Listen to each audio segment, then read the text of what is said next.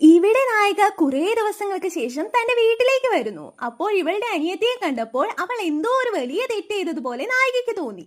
കാരണം അവൾക്ക് ഒരുപാട് ശക്തികളുണ്ട്. അത് മാത്രമല്ലാതെ ആത്മാക്കളെല്ലാം കാണാനുള്ള ശക്തിയുമുണ്ട്. അന്ന് രാത്രി ഇവളുടെ വീടിനുള്ളിൽ ഏതോ ഒരു ആത്മാവ് ഉള്ളതായിട്ട് നായികയ്ക്ക് തോന്നി. ഉടനെ അവൾ തന്റെ ശക്തി ഉപയോഗിച്ച് ഒരു മന്ത്രക്കടലാസ് കത്തിച്ചു. അടുത്ത നിമിഷം തന്നെ ഒരു ആത്മാവ് നായികയുടെ മുന്നിൽ പ്രത്യക്ഷപ്പെടാൻ തുടങ്ങി. ആ ആത്മാവിനെ കണ്ടതും നായിക അവൾ ഒരു പണക്കാരിയായിട്ടുള്ള പെൺകുട്ടിയാണെന്നും ജീവിച്ചിരുന്നപ്പോൾ ഒരുപാട് നല്ല കാര്യങ്ങൾ ചെയ്തിട്ടുണ്ടെന്നും മനസ്സിലാക്കി. ഇപ്പോൾ ആത്മാവായിരിക്കുന്ന ആ പെൺകുട്ടിയും താൻ എങ്ങനെയാണ് മരിച്ചതെന്ന് പറഞ്ഞ് അവളുടെ കഥ വിവരിക്കാനായി തുടങ്ങുന്നു. അവൾ കല്യാണം കഴിക്കാൻ പോകുന്ന ചെറുപ്പക്കാരനെ വേറൊരു പെൺകുട്ടി പറ്റിച്ച് കല്യാണം കഴിക്കാൻ നോക്കുന്നു. അത് മാത്രമല്ല, ഈ പെൺകുട്ടി ജീവിച്ചിരിക്കരുത് എന്ന് കരുതി അവൾ ഈ പെൺകുട്ടിയെ തടാകത്തിൽ തള്ളിയിട്ട് കൊന്നു.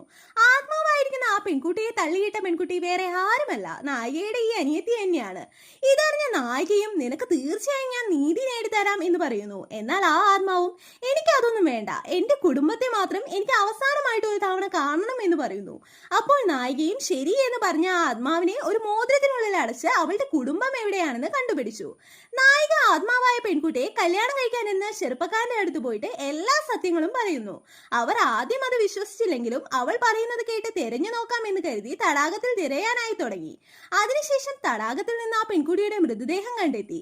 ആ പെൺകുട്ടിയുടെ ശരീരം കണ്ട് അവളുടെ കുടുംബത്തിലുള്ള എല്ലാവരും കരയാനായി തുടങ്ങി.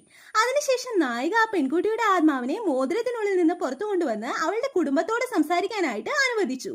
ഇപ്പോൾ ആത്മാവായിട്ടുള്ള പെൺകുട്ടിയും താൻ കല്യാണം കഴിക്കാനിരുന്ന ചെറുപ്പക്കാരന്റെ അടുത്ത് ചെന്ന് തീർച്ചയായും അടുത്ത ജന്മത്തിൽ ഞാൻ നിന്നെ കല്യാണം കഴിക്കുമെന്ന് പറയുന്നു.